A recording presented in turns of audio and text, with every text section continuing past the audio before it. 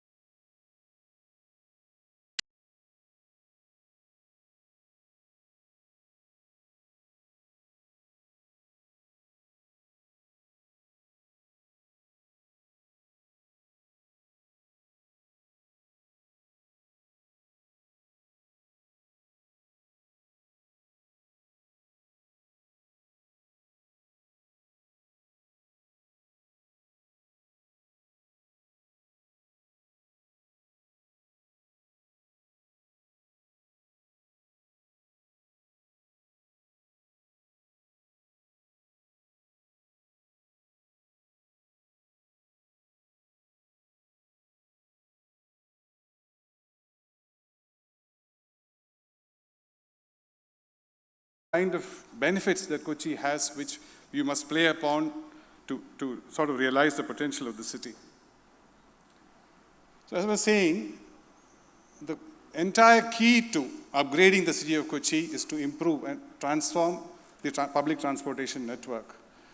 And if Kochi is to become really a world-class city, public transport has to become the default option, not the option which is resorted to by people who don't have access to cars. This is the key to transforming Kochi. There's a very dreadful fact about Kochi and many other cities in India.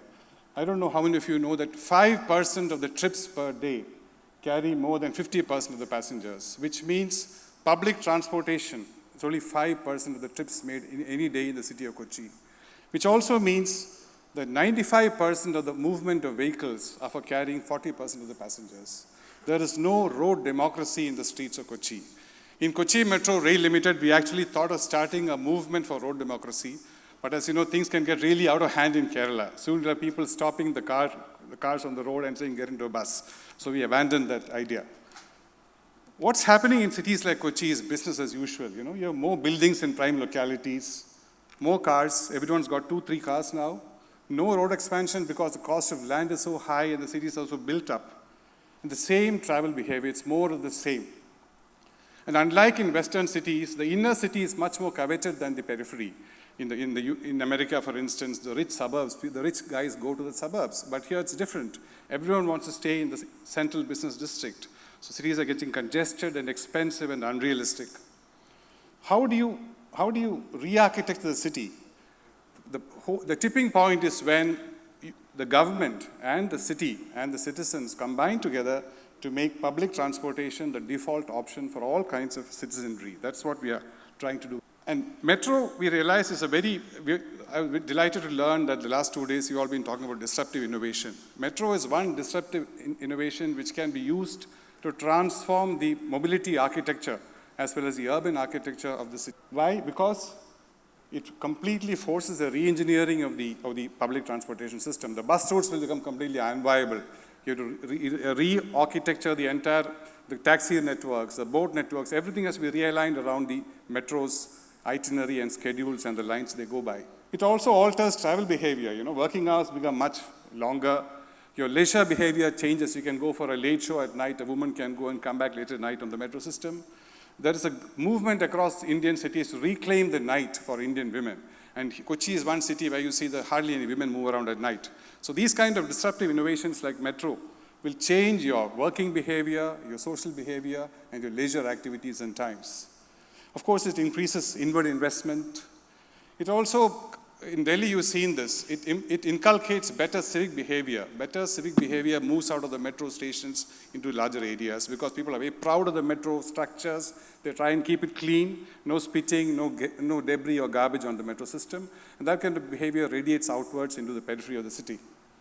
Most importantly, it brings a new brand equity to the city. Once a metro comes to a city, the city sort of gets into a higher plane with resultant benefits in terms of tourism, inward investment, people coming and buying of apartments here and so on and so forth. So basically the short point is that this opportunity of the metro, we are spending 6,000 crore, not a small amount of taxpayers' money for this toy of the city of Kochi. How do you use this new toy to bring about a lot of desirable changes in the city's structure, environment, and transportation systems? So we changed our organizational goal from building the metro to providing a seamless and convenient public transportation system to the city of Kochi, which is how the whole concept of this UMTA, the Urban Metropolitan Transportation Authority, came into being. The state cabinet about 2 weeks back has passed the UMTA ordinance. They're just waiting for these elections to be over. So maybe tomorrow, day after, we'll have the legislative framework for unifying all public transportation system in place. Basically, it means that you'll have a single ticket, a single network, a single timetable, and a single management for all forms of public transport, including the metro, the buses, the boats, the taxis, and so on. The ownership will be different, but the whole public transportation network will function as a single system, which will hopefully induce people like you who drive around in cars to try the public transport system in Kochi. We are also coming out with the Kochi Mobility app, which will also be a shopping app, it will be a money transaction app, a lot of information, art and culture shows, etc. A lot of government services we are going to migrate to this app. This will be also a ticket for the metro and the buses, etc.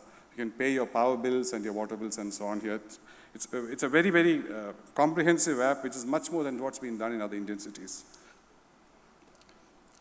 We also realized that 1/3 of the city lies in water, and we didn't do anything about it. So, with the assistance of the German government, we are getting in a 800 crore transportation and livelihood improvement project where we are providing about 78 fast boats across the backwaters of Kochi, which will enable the girls who live in those islands, Perela and so on, to come and work in the establishments in the city of Ernakulam. It also includes elements like road improvement, lighting, jetty, etc., so people can commute across the night safely and conveniently. And I believe this is much more important than the metro for the city of Cochin, given the geography of this place. A couple of other things to improve public transportation, which we are trying to do is, Kerala doesn't have good footpaths. We are now doing one world-class footpath from the boat jetty to the MG road to show Kerala what a decent footpath is like. It's a very expensive project of us. We're going to spend 8 crore on about 1.5 kilometers of footpath. Also, a lot of we don't have any places for public, leisure. Roads are, willy-nilly the playground for children in cities like Ernakulam.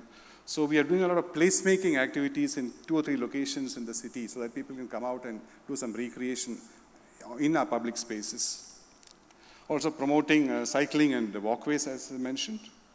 Also, we are doing 2 urban developments which will hopefully be like the Info Park and Smart City, a center for young entrepreneurs to come together and co-create ideas and businesses, etc. One is the metro city at Kakanad and a huge metro village at a location called Muttam, which is about 230 acres of land. We are planning to set up a really state-of-the-art, eco-friendly city within a city at this location in Muttam. And again, to migrate people who use personal transportation vehicles to public transport, a lot of other stuff is being planned. Free information and entertainment flows into the metro system. Click and collect of all the shopping and services. You can go and order your stuff on the phone and collect your stuff from the metro system when you go back home in the evenings.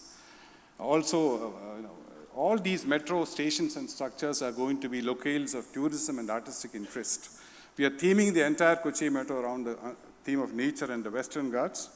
And each station will be particularly focused on, so QSAT station will have the maritime history of Kerala, Kunjali, Marikkar and all that.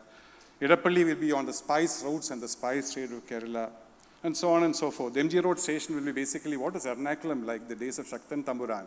So we've taken out some lovely pictures and all that to show what Ernakulam was like before the great flood of the Periyar and so on. These are going to be really, unlike in other Indian metros, our stations are going to be great centers of culture, tourism and literature, including sights, sounds and the whole works. This is just a picture of, a lot of people ask me what it's going to look like. This is what it is. So the point I'm trying to make is that a minimum level of investment is required in cities like Kochi to flourish an ecosystem where young guys who are sitting like this can thrive. Malaysia became a big center of IT because Intel went to Penang. Likewise, Chennai had the auto industry. So Kochi needs to attain a brand equity of its own so that people are attracted here by the beauty and the tourism and so on, so that more and more of ideas and people and money flows into this destination. Kochi's got all the ingredients for it, we just need to put it together. So this lever of public transportation will hopefully, it will also transform the urban landscape. There are new theories, the alignment of the metro should have been outside the city. City will follow the metro, etc. These are now we are trying to do in our second phase of metro construction. It will provide more economic opportunities, more flexible working hours, and safer transit through the city, and hopefully more inward investment in terms of tourism and so on. Global visibility and a better brand equity for Kochi. And last thing, I don't want to take long, one thing I keep telling the tourism, my friends in tourism in Trivandrum is that you need to start branding Kochi as a destination. Kerala has acquired a good global brand, God's own country and so on, but cities like Barcelona, Paris and Bangkok have branded themselves as destinations. Kochi's got all the ingredients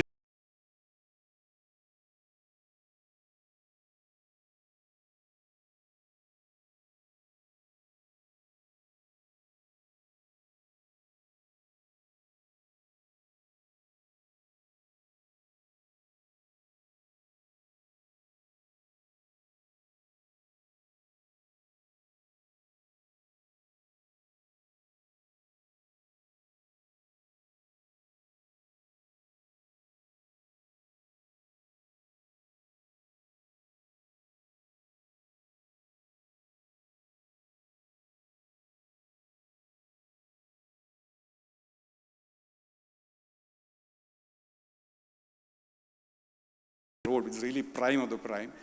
I'm really glad to tell you, except one or two of the names, the famous and the names, except one or two of those, every single one of them has given land to us happily, saying, look, this is a benefit to our children. I never tire of telling the story of one chap called Muhammad. His house was being acquired for the 4th time, one by the National Highway, once by the PWD, once by the KSCB, and lastly by the Metro. The last piece of land we went and acquired. And he said, look, I am now homeless, but do it because my children and your children will have a better future in the city. There's also a tail end to the story. We went and told that to Chief Minister. He immediately allotted some of the land to him.